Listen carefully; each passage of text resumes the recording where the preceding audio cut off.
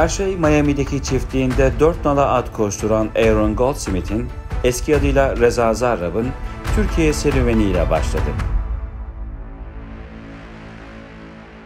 Anlamıyorsun gönül derdinden, nedensin isyanıma neden? Önce yazdığı şarkılar dillere pelesenk oldu. Şimdi eski toprak.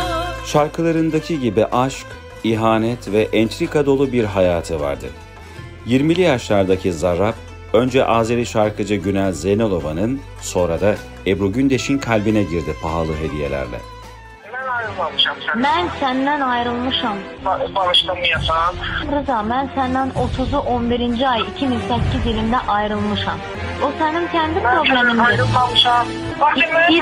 Bir elinde 2 karpuz tutmaya çalışırsan. Ulan seni seviyorum. 35 yaşında arvamda böyle ilişkim olabilir. Bunu karşındaki insana demişsen. Rıza, ben senin telefonunda ona yazdığım bütün mesajları okumuşam. Beyaz atlı prens İran Tebriz'de doğmuş, sonra Türkiye'ye gelmişti. Her adımını planlı atıyordu. 25 yaşlarında magazin dünyasının odağındaydı. Girişi oradan yapması da tesadüf değildi. Biz de bir vatani görevimizi yaptık. Bu bir hayır değil, herkesin, tüm iş adamlarının, imkan sahibi olan herkesin yapması gereken bir şey. Hayırsever iş adamı pozuyla başlayan bu çarkın bir sonraki dişlisi siyaset oldu. Tatlı hediyelerle onların da gönlüne girdi. Fakat siyaset, magazin dünyasına hiç benzemiyordu. Zarrab'ın kirli para ve rüşvet çarkı polisin gözünden kaçmadı. Yakup Saygılı, Berlin'de bir gurbetçi ailenin çocuğu olarak doğdu. Erken yaşlarda Türkiye'ye döndü. Emniyet müdürü oldu. Sade ve sıradan hayatını bozansa mesleğiydi. İstanbul Mali Suçlarla Mücadele Şubesi'nin müdürüydü. Polis hırsız kovalamacasına alışkındı. Fakat 2012 yılında izini sürdüğü dosya her şeyi değiştirdi. Peşine düştüğü şebeke sanılandan daha büyüktü. Böyle olunca hırsızlar değil, polisler hapse atıldı. Hiçbir yere kaçmıyoruz. Hepimiz buradayız. İfademize başvuracaksanız çağırın, gelelim. Yok, ikametlerimizi arayacaksanız ikametimizde bekliyoruz. Buyurun gelin. Hiç kimse hiçbir yere gitmiyor. Çünkü veremeyecek hiçbir hesabımız yok. Biz adli kolluk görevlileri olarak çalıştık. Bu şu demektir: yapılan her operasyon, her dinleme, her izleme, fezlekeye geçirilen her bir harf Cumhuriyet Başsavcılığının emriyle yerine getirilmiştir. Peki ne oldu da polis hırsız kovalamacasında roller tersine döndü? Polis hapse, hırsız Miami'ye gitti. Sorunun cevabı 8 yıl önce bir baba ve oğul arasında geçen telefon konuşmasında. Başka bir şey var mı? Tamamıyla sıfırlamanızda fayda var. Evet. Tamam. Tamamıyla sıfırlayacağız inşallah. Sıfırlamadık henüz borcum. Şöyle ki bir 30 milyon avro gibi bir miktar daha var. Şey yapamadık, eritemedik henüz. Bir numaralı aktör Recep Tayyip Erdoğan'dı. Çünkü bir rüşvet çarkı, bir yolsuzluk çarkı kurmuştu. İhalelerden edindiği yüzdelerle, komisyonlarla yüksek miktarda paraya sahip olmuştu. Çarklar var, aslında tek bir çark yok. Herkesin kurduğu bir çark var. Ama bütün çarkların çıktığı tek bir adres var. O da Recep Tayyip Erdoğan, dönemin başbakanı. Arada ismi geçenler, bu belgeselde konuşacağımız birçok insan buradan komisyon alan, nemalanan insanlar. Ama esas çark ve kaynağı Recep Tayyip Erdoğan. Sistem deşifre oldu. Sadece bireysel ya da sadece tekil bir yolsuzluk hadisesi değil. Erdoğan'ın kurduğu çark ortaya çıkmıştı. Bu açıdan çok kritikti. Erdoğan da bunu bildiği için yargıya darbe yaptı, Türkiye'de darbe yaptı, hakimi savcıyı tutuklattı ve operasyonu engelledi. Bu aslında Türkiye'de anayasanın iptal edildiği, anayasanın askıya alındığı tarih demek. 17-25 Aralık 2013. Mesut Yılmaz, İstanbul Emniyet İstihbarat Şube Müdürü Yardımcısı. Yolsuzluk soruşturmasının dosyasını ilk o açtı. Rıza Zarrab'la ilgili her yerde elinde çantayla para gezdiren bir adam var. Bununla alakalı neden bakmıyorsunuz diye çeşitli ihbarlar geliyordu. Biz bunları toparladık. Hatta dinledik Rıza Zarrab'ı etrafını. Dinledikten ve toparladıktan sonra bunları bir resmi yazıya çevirdik ve Mali Şube'ye bununla alakalı bilgileri ilettik. Polis şebekeyi, onlar da polisi takip ediyordu. Devreye İçişleri Bakanı Muammer Güler girdi. Sonrasında Muammer Güler fotoğraflar gönderdi. Rıza Zarrab fotoğraflar çekmiş beni takip ediyorlar diye. O takip ettikleri fotoğrafı bizim şube müdürüne gönderiyor. Daire başkanı üzerinden. O yani evlat acısı gibi bende duruyor. Ben anladım o işi. Sen merak etme. Onların pezevenge onun sana çektirdiğini ben onunla kat burnundan fitil getiririm o it oğlu için. Hikayenin kırılma noktası da o günlerde yaşandı. İstihbarat dairesindeki memurlar gezi olayları bahane edilerek tayin edildi. Sadece bir isim yerinde kaldı. Hem de Başbakanın tasarrufuyla. Siz bir mektup yazar mısınız Tayyip Erdoğan'a diye bana haber gönderdi. Ben de Tayyip Erdoğan'a bir mektup yazdım. Dedim ki benim çocuğumun eğitim durumu var. Bir sene daha bekleyeyim, seneye gideyim. Ben bir mektupla çocuğumun durumunu anlatarak Tayyip Erdoğan üzerinden tayinimi durdurdum. Bu arada 17-25 operasyonlarıyla alakalı mali şubede çalışmalar devam ediyor. Ben tayinim durunca Tayyip Erdoğan'dan dolayı bu bana bağlı olan, yani mali şubeye yazdığımız yazıyla ilgili kısım bana bağlı. Bunu benden almadılar. Süreç benim üzerinden yürümeye devam etti. Mali şube polisleri baskılara rağmen paranın izini sürdü. Milli İstihbarat Teşkilatı da Erdoğan'ı yaklaşan operasyon için uyardı. Takip dosyasında bütün ipuçları birbirine bağlandığındaysa ortaya milyarlarca dolarlık yolsuzluk çarkı çıktı. İlk bakışta olay Amerika Birleşik Devletleri'nin İran ambargosunun delinmesi ve Zarrab'ın rüşvet ağı gibi görünse de dosyadaki gerçek halkın milyarlarca dolarının nasıl çalındığını belgeliyordu. Ambargoyu peki nasıl deliyorlar? İşte İran'a mal satmış gibi göstererek işte sahte faturalar, işte Çikinova dediği, Reza'nın Amerika'da tahtaya çizerek anlattığı birçok yöntemlerle bu parayı bir şekilde İran'a cash olarak ve altın olarak yolluyorlar. İşte dediğimiz gibi mesela buğday satılmış gibi fatura getiriyor Reza ve şirketi. Halkbank'tan parayı alıyor, kendi komisyonunu alıyor, Türkiye'deki yetkililere rüşvetini veriyor. Cash'te yukarı dediğimiz bir numaraya kadar rüşvetini verip kalan parayı İran'a yolluyor. Kağıt para ve altın olarak gönderiyorlar. Dubai üzerinden çok çalıştıklarını görüyoruz. Bu şekilde ambargo ediliyorlar. Peki kim kaybetti? Tabii ki Türkiye kaybetti. Türk şirketleri kaybetti. İş adamlarını kaybetti. KOBİ'ler kaybetti. İran'a mal satıp para kazanabilecek şirketler kaybetti. Yani ekonomik anlamda tabii ki ülke çok fakirleşti. Türkiye'ye girmesi gereken para, bakanların, AKP'lilerin, Erdoğan'ın ailesinin cebine girdi. Çiftçinin gıda satışı yaparak ya da ilaç satışı yaparak temel ihtiyaç ürünlerini İran'a satarak para kazanması gereken esnaf bunu kazanamamış oldu. Fransa ne yaptı? Aynı durumdaki ambargo devam ederken şöyle bir imkan sağlanmıştı bazı ülkelere. İran'dan tamam doğal gaz satın alabilirsiniz, petrol satın alabilirsiniz ama karşılığında para değil, nakit para vermeyin. Bunun yerine temel ihtiyaç ürünlerini, gıda ve ilaç ürünlerini satın demişlerdi. Amerika'nın koyduğu bir ambargoydu bu. Fransa bunu çok iyi değerlendirdi, ekonomisine çok büyük katkı sağladı ama Türkiye dediğim gibi fakirleşmeye devam etti. 26-27 yaşındayken bütün Türkiye Cumhuriyeti hükümetini kendine bağlayan, önüne yatıran, çünkü Muammer Güler o dönem İçişleri Bakanı'nın tabiriyle önüne yatıran bir isim. Rüşvete boğuyor, satın alamayacağı hiç kimse yok. Literatürü değiştiriyor adam. Çikinova diye bir kavram oturuyor. Sahte evraklarla Türkiye'nin Halk Bankası'nı kevgire çeviriyor. Bakanlarla rüşvet pazarlıkları yapıyor ve Birleşik Arap Emirlikleri'nden gelen kişilere İstanbul'da kadın ayarlıyor. Böyle bir takım kirli işlerin içerisinde. Hatta Erdoğan ailesiyle o kadar yakın ilişkiye giriyor ki Emine Erdoğan'ın kullandığı o 50 bin dolarlık, 40 bin dolarlık, 30 bin dolarlık, 10 binlerce dolarlık çantaları var Emine Erdoğan'ın. Hermes'inden ve diğerlerinden. O çantaları veren de aslında Reza Zarrab. Reza Zarrab, Egemen Bağış üzerinden vatandaşlık ve vize işlerini yaptırıyor. Kutuların içerisinde paralar var vesaire. Yani düşünün 26-27 yaşında birisi geliyor ve bütün Türkiye Cumhuriyeti hükümetini önüne yatırıyor. Türkiye'deki bütün hukuk sistemini alt üst ediyor.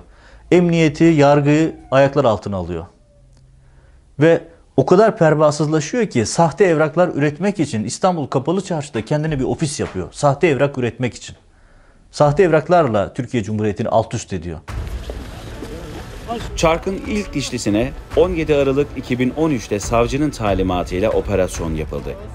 Ayakkabı kutularında, bavullarda, depolarda saklanan milyonlarca dolar kirli para ele geçirildi. Ancak iktidar soruşturmanın önünü kesti, siyasallaştırdı ve örtbas etmeye kalkıştı. 17 operasyonundan sonra görevden savcısı alındı, Ekrem Aydiner yerine atandı. Ekrem Aydiner kendi atadıkları savcı dosyayı görünce ya bunlar ne iğrenç insanlar deyip tutuklamaya sevk etti. Aynı Ekrem Aydiner yetmedi, tutukluluğunu 2 defa da uzattı Rıza'nın. Çünkü dosyaya bakıyor ve inanıyor, görüyor. Daha sonra Ekrem Aydiner ne yaptı? Aynı dosyaya, bu iğrenç dediği dosyaya, pis dediği dosyaya, rüşveti gördüğü dosyaya, delilleri sağlam olan dosyaya takipsizlik verdi. Sonra ne yaptı? Bir de operasyonları yapan polislere bununla alakalı iddianame yazdı ve müebbet istedi. Bence 17-25 bir çöküşün başlangıcı. Yarım aksak giden bir devlet sisteminden bir kabile devletine geçiş, hırsızlığın, rüşvetin bir norm olduğu, işini yapan bürokratların cezalandırıldığı bir dönem, polisin hırsızı değil, hırsızların polis kovaladığı bir dönem olarak tanımlayabiliriz 17-25'i. 17-25 Aralık yolsuzluk dosyalarının bir daha açılmamak üzere kapatılması ve bu rüşvet, hırsızlık ve yolsuzluk çarkının söndürülebilmesi, Erdoğan'ın bütün yetkileri elinde toplayarak diktatörlüğünü ilan etmesine bağlıdır. Yeni anayasayla başkanlık sistemine geçilmesi bunun için istenmektedir. Recep Tayyip Erdoğan tipi başkanlık sistemi Türkiye'nin bölünmesinin reçetesidir. Demokrasinin idam fermanıdır. Tek adam diktatörlüğünün beraatıdır. Hırsızlık ve yolsuzluk ruhsatıdır. Ve 17 Aralık operasyonlarında el konulan para bugün faiziyle birlikte iade edildi. Bir bavul ve bir sırt çantasına sığdırılabilen para ve altınlar adliye koridorlarında taşınırken görüntülendi. O günlerde bir bavul bütün olup bitenlerin özetini içinde taşıyordu. Zarrab'ın bavulu para doluydu. Polis evinde bulmuştu. Milyonlarca doları oraya polisin koyduğunu bile iddia edenler oldu. Trajikomik bir olay. Hani polislerin parasıydı bu, hani kumpastı. Ama Reza Zarrab o paraları adamı aracılığıyla geri aldı. Üstelik faiziyle aldı. Buradaki işin sırrı para. Reza Zarrab ne diyordu tapelerde? Benim parayla satın alamayacağım kimse yok. Türkiye'deki ortamı görünce bunu söylemişti ki başbakana kadar ulaşabilmiş, onunla görüşebilmiş bir isim. Halkbank'ın genel müdürü emrine amade, bakanlar emrine amade. Muammer Güler ne diyor? Önüne yatarım Reza diyor. Senin için her şey yaparım, sana hiç kimse dokunamaz. Reza Zarrab'ın başı sıkıştığında gerektiğinde Çin bankalar için referans mektupları yazan bir bakan var ortada. Hatta telefon konuşmasında Reza Zarrab adamıyla konuşurken şöyle söylüyorlar. Neredeyse kabinenin yarısı bize referans olacak diyerek gülüyorlardı. Yani parayla birçok insanı satın almışlardı. Tabii orada şu lafı da hiç unutmamak lazım. Reza Zarrab işin vehametini anlatırken fahişenin parasını önden vereceksin derken memurların satın alınabilmesi için ya da istedikleri her şeyi yapabilmek için rüşvet vermenin ne kadar önemli olduğunu aktarıyordu aslında orada. Annemin babası derdi ki orospuyla memurun bahşişini başında verin derdi. Önce derdi. Adliye muhabiri Bülent Ceyhan mesleğinin gereği olarak içi kara para dolu bavulun izini sürdüğü için hayatı alt üst olanlardandı. Hakkımda tutuklama kararı çıkarıldı. Ülkemi terk etmek zorunda kaldım. Evimi, ailemi terk etmek zorunda kaldım. Birileri valizle dolarları götürürken ben küçücük bir çantayla ülkemden ayrılmak ve hiç tanımadığım bir yere, bir ülkeye gitmek zorunda kaldım. Mülteci hayatı yaşamak zorunda kaldım. 17 Aralık operasyonunun üzerini kapatmaya çalışan, polisleri, hakimleri görevden alan Erdoğan, 25 Aralık 2013'te bir başka soruşturma dosyasının kapağının açılmasına fırsat vermeden kapattı. Yani bize diyorlardı ki sen sıradan insanlarla uğraşabilirsin. Sıradan hırsızlarla, dolandırıcılarla, canilerle ne bileyim uğraş ama şunlara dokunma. Bugüne kadar bu bana direkt söylenmedi ama bu soruşturmada gördüm ki böyle bir şey varmış. Benim farkında olmadığım bir şey varmış. Evet, oralara dokununca Türkiye hukuk devletinin dışına çıktı.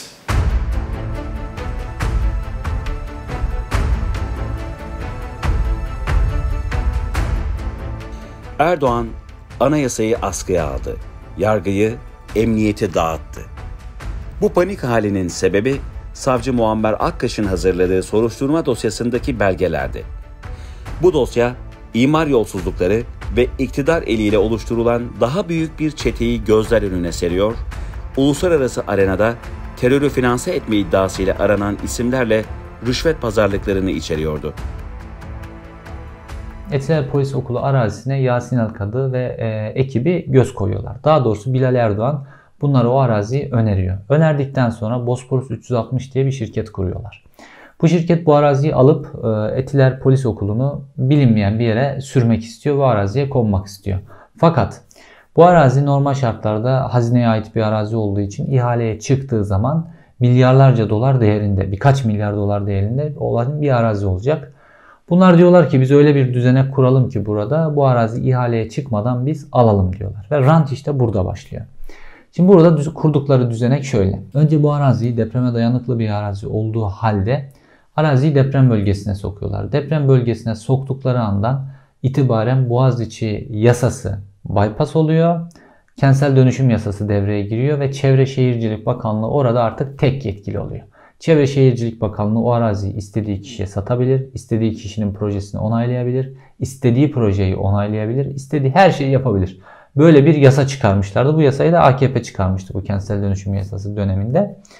Araziyi deprem alanına soktukları andan itibaren artık ihalesiz satılabilir hale geliyor. Ve tabii ki bu ihalesiz olarak Çevre Şehircilik Bakanlığı bu araziyi kime verecek? Bosporus 360'a verecek. Ne kadara veriyor? 430 milyon liraya veriyor. Milyarlarca dolar yapacak bu araziyi. İşte bu fiyat farkından rant dediğimiz şey patlıyor. If you like, I can introduce you. We can give you some reference to a local Istanbul-based architecture firm. They are working with us on this project in Kartal. İmar planlarının büyük bir bölümü Sayın Başbakan'ın talimatıyla yapılmıştır. Bir havuz oluşturulmuştu aynı zamanda. Bu havuzda elde edilen paralarla Sabah ATV grubu satın alındı. Bu ihaleye katılan, daha doğrusu bu havuza katılan bütün iş adamlarına da daha sonra devletin en önemli ihaleleri verildi. Bu ihaleler verilirken yine komisyonlar elde edildi ve o komisyonlar Tayyip Erdoğan'ın ailesi tarafından, yakınları tarafından ve bakanlar tarafından paylaşıldı. Size ne söz verdiyse onu getirecekse getirsin, getirmeyecekse gerek yok. Tamam. Başkaları getiriyor da onu iyi getiriyor. Laf mı ya? Hiç. Bunlar ne zannediyor bu işi ya? Ama şimdi düşüyorlar. Kucağımıza düşecek. Merak etme.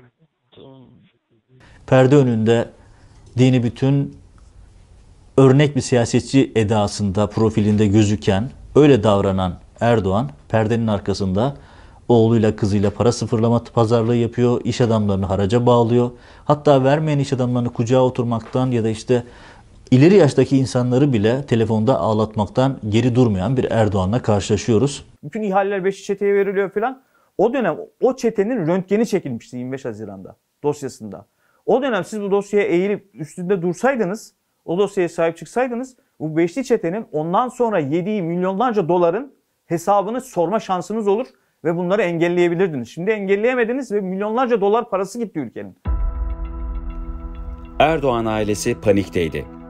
Evlerindeki milyonlarca dolar kara parayı başka adreslere taşıdı, aklamaya çalıştı. O paraların nasıl transfer edildiği hem telefon konuşmalarına hem de belgelere yansıdı. Evden para çıkarma yöntemleri arasında müzikli bir formül de vardı. Müzik kutularının bulunduğu çok büyük konteynerler var ve bu konteynerların içi paralarla doldurularak Haliç Kongre Merkezi'ne götürüldü. Tayyip Erdoğan evden birçok parayı bu şekilde çıkarttırarak Haliç Kongre Merkezi'ne saklanmasını sağladı.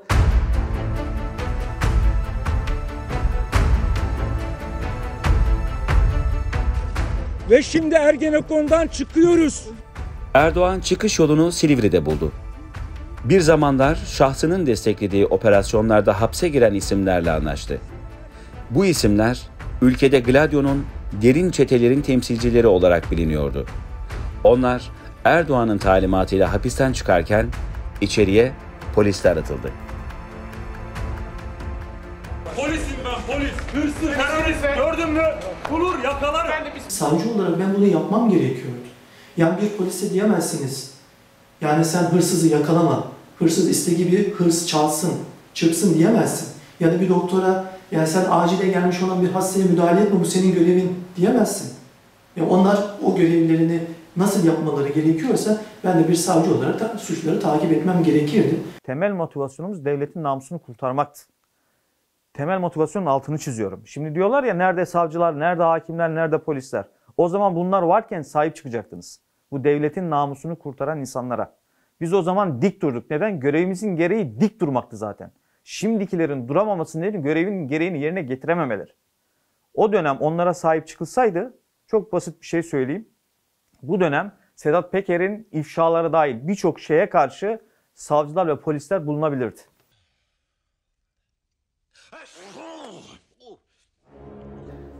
Erdoğan, Mr. Bean filminin bu meşhur sahnesinde olduğu gibi tabloyu daha karmaşık ve içinden çıkılmaz bir hale getirmişti.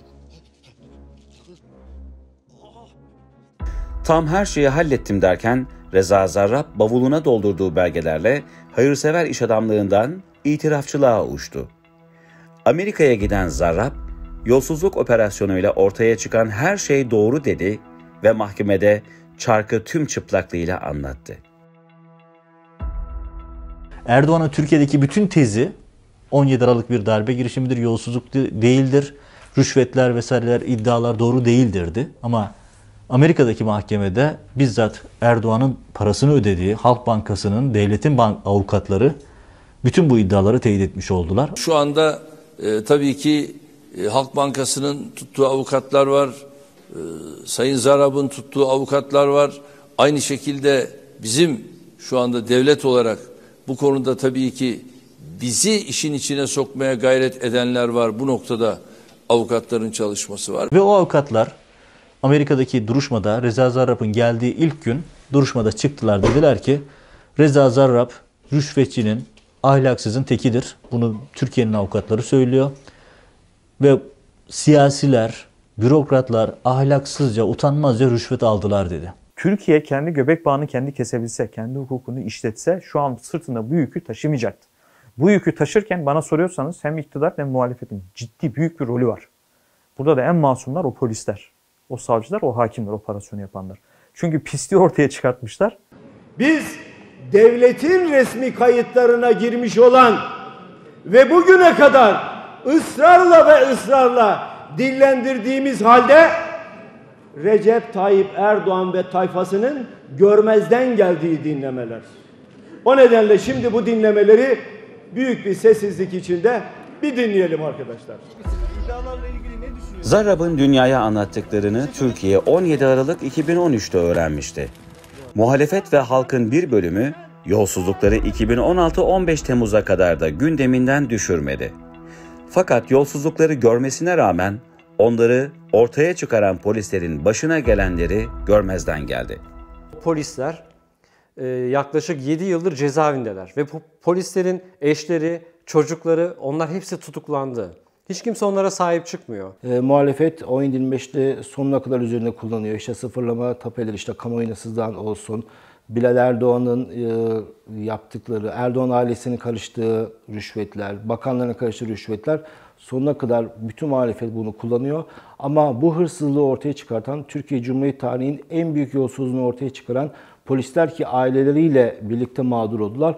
Onlarla alakalı hiçbir girişimde bulunmuyorlar. Bu polisler çok büyük risk alarak, bence büyük bir cesaret örneği göstererek, özellikle İran boyutunu düşünürsek devletin namusunu kurtararak iş yaptılar. Polisler cezaevinde 8 yıldır ve devlet bir bütün olarak istihbaratı, yargısı, emniyeti, bütün bürokrasisi sarayın emrinde. Bakın 8 yıldır çalıştıkları halde o polislerle ilgili, Yakup Saygılı ile ilgili, diğer polislerle ilgili en ufak bir suç unsurunu bulamadılar. 17-25'i sırf hükümetin argümanlarından dolayı uzaktan seyrettikleri için ülke böyle bir sarmala yuvarlanıyor, yuvarlanmaya devam ediyor. Eğer siz yolsuzluklar üzerine gitmek istiyorum derseniz zaten 17-25'i aşmak zorundasınız. Yolsuzlukları görmezden gelmenin faturası ise ağır oldu. Bu durumu meşrulaştırmaya çalışan, hatta bunu 15 Temmuz sonrasındaki tek adam rejimiyle zirveye çıkaran Erdoğan'ın bilançosu ağırdı. 2013 Aralık ayında 2 lira olan 1 Amerikan doları 8 yıl sonra 14 liraya çıktı. Bu halkın adım adım fakirleşmesi demekti. Çalınan para evet doğrudan cebimizden gitmiyor. Ama dolaylı olarak bu ülkenin kaynakları tüketiliyor. Yani o milyarlarca dolar giderken evet senin cebinden doğrudan bir şey gitmiyor ama o sana belki maaş olarak dönecekti, belki yol olarak dönecekti ve bu ülke kaynağı olarak değerlendirilecekti. Ama biz vatandaş olarak cebimize dokunmadığı zaman, doğrudan dokunmadığımız zaman belli şeyleri çok hissedemiyoruz. Erdoğan 10.25 virajını aldıktan sonra artık hiç kimseye hesap verilmeyeceği, dediğim gibi bir kabile devletine geçti. Bir aile şirketine döndü. 128 milyarla alakalı olarak siz herhangi bir devlet yetkilisinin, ekonomiden sorumlu bir kişinin ya da Merkez Bankası otoritesinin bu paranın nereye harcandığı ya da nasıl harcandığı alakalı bir açıklama duydunuz mu? Böyle bir açıklama yapmadığı zaman soran ve cevap alan bir otorite, bir kurum var mı Türkiye'de? Yok. 17-25 işte bu keyfiliklerin başladığı, bürokraside tamamen dönüşüme ilk adımın atıldığı milat bir olay. 17-25'ten sonra artık hiçbir şekilde hesap verme gibi bir sorumlu yükümlülüğü kalmadı. Çünkü yolsuzluk ve rüşvet Cumhuriyet tarihinin en büyük skandalı ortaya çıkmasına rağmen kendisine herhangi bir halk desteğinde azalma olmadı. Biraz da bunu vatandaş, seçmen bu noktaya getirdi. Dünya Yolsuzluk Listesi'nde 2013'te 176 ülke arasında 53. sırada bulunan Türkiye, 2020'de 180 ülke arasında 86. sırada yer aldı. Bu haliyle çok yoksul ülkeler kategorisine düştü. Halk, ülkenin Merkez Bankası'nın kasasından kaybolan 128 milyar doların nerede olduğunu sorduğundaysa atı alan Miami'ye geçmişti bile. But why not? Reza. Türkiye günü Reza Zarrab milyon dolarlık evlerin olduğu bu sitede oturuyor. Dolandım ve aslında Reza Zarrab'la ilgili bilgilerin çok büyük bir kısmını açık kaynaklardan topladım. Önemli bir gazetecilik başarısına imza atan Adem Yavuz Arslan, yıllar sonra Reza Zarrab'ı yeni kimliğiyle bulduğunda herkes şaşırdı. Kendisiyle görüşmeye çalıştım. Görüşme imkanı, kısa da olsa bir görüşme imkanı buldum. Tabii beni görünce büyük bir şok yaşamıştı. Ve oldukça da rahatsız oldu bu ifşadan. Çünkü yeni kimliğiyle, yeni adresiyle ortaya çıkmak herhalde beklemediği bir şeydi. Ama bir tarafta Reza Zarrab, Miami'de, Amerika'da, Miami'nin en lüks semtinde, milyon dolarlık bir malikanede, milyonlarca dolarlık atlarla yeni bir hayat yaşıyor. Öbür tarafta onun yolsuzluklarını, onun üçkağıtlarını, onun verdiği rüşvetleri vesaire belgelemiş polisler 7 yıldır, 8 yıldır cezaevinde işkence görüyorlar. Sözlerini o yazmasa da şarkıdaki gibi yeni bir aşk, yeni bir iş ve yeni bir ben bulmuştur Reza Zarrab kendisine. Ancak Türkiye'de ise pek değişen bir şey yoktu. O dönem Beşli Çete dahil, ihalelerin nasıl yapıldığı dahil, havuz medyasının nasıl oluşturulduğu dahil, Reza Zarrab yurt dışından para getirme götürme hareketleri dahil, hepsinin resmi çekildiği aslında bir demosu ortaya kondu. O dönem eğer bunların üzerine gidilebilseydi, inanın bu yolsuzluklar bu şekilde devam etmez, ülke yolsuzluk sarmalına sokulmazdı. Yolsuzluk düzeninin kuruluşunun resmi orasıdır. Oradaki bütün isimler aynen devam ediyorlar, bütün olaylar aynen devam ediyor, yöntem de aynen devam ediyor. Onu yakalayan ve Türkiye'nin hazinesini soyan çetenin çarkını deşifre eden Emniyet Müdürü Yakup Saygılı ve diğer polisler hala hapiste. Saygılı'nın tutuklanmasından 2 ay sonra doğan çocuğu 7 yaşında. Kenan Şamil, babasını hırsızın hapse attığı polis olarak tanıyor. Hapisteki diğer emniyet mensuplarının çocukları gibi. Onlar geliyordu benim elimi öpmeye ama şimdi ben gidiyorum onların elini öpmeye, elimi öptürmeye. Onlar gibi ömür boyu bu utançla ve kara lekeyle yaşamaktansa, bir saniye bile yaşamaktansa ben ömür boyu Ömer Köse'nin eşi olarak şerefle yaşamayı tercih ederim. Allah bildiği gibi yapsın. Yapanlar utansın. Yapacak bir şey yok çocukların. Suçu yok. Her şeyini sağlıyor. Hırsız bu alanlar. Başka bir şey yok yani. Ama kirada oturuyor. Para pul çalmadı. Adam öldürmedi. Türkiye'ye satmadım. İnanamıyorum böyle bir şeye. Buyurun. Şok içindeyim ve yani orada başka bir hikaye var. Burası başka bir hikaye. Türkiye 8 yıl sonra Zarrab'ın ilk aşkına nasıl ihanet ettiğini magazin programlarında konuşuyor. Zarrab'ın mahkemede çizerek deşifre ettiği Erdoğan'ın çarkı ise dönmeye devam ediyor. Bir hükümetin bir devleti nasıl soyduğuna hep beraber tanık olduk. Yolsuzluk çarkının ağır faturasıyla yüzleşen Türkiye'de herkes biliyor ki hala çalınan paralar bazı evlerde ayakkabı kutularında saklanıyor. Yolsuzluk mu var, hırsızlık mı var? Bin bir çeşit yalan dolan dört bir yandalar. Yolsuzluk mu var, hırsızlık mı var? Bin bir çeşit yalan dolan dört bir yandalar. Sessiz kalma, uzaktan bak, seni bekliyor korkunç kabuslar. Bunu en dibe saklayıp atsan da yine ortaya çıkacak muhakkak bak. Her yerde hırsız, mapusta polis, ayakkabı kutuları gözükür nefes. Sesini çıkarana ödül var hapis ve çarkları çevirir 128. Parayı çal hadi üstüne yat, fakirin cebinden döner bu çark. Bulaştı bir kere eline kan, görmedi bu dünya böyle çalan. Olmadı olmayacak bize göre, yapılır mecliste alavere. Rüşveti görürsen bize de ayır ve önüne yatarım olurum köle.